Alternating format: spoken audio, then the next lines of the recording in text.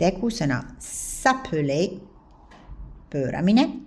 S'appeler tähendab siis otsetõlkes ennast kutsuma, sellega prantsuse keeles me väljendame, et mis mu nimi on või mis kellegi teise nimi on. Je m'appelle, mina kutsun ennast või minu nimi on.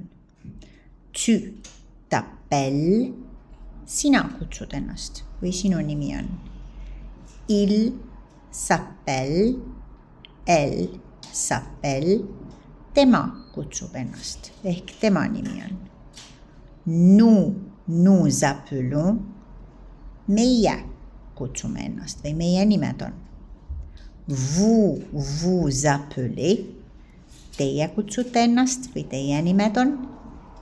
Il s'appelle, elle s'appelle, nemad kutsuvad ennast või nende nimed on. Je m'appelle, tu t'appelles, il s'appelle, elle s'appelle.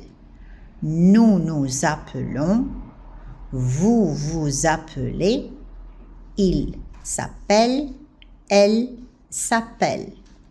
Je m'appelle, tu t'appelles, il s'appelle, elle s'appelle. Nous nous appelons, vous vous appelez, il s'appelle, elle s'appelle. Je m'appelle, tu t'appelles, il s'appelle, elle s'appelle.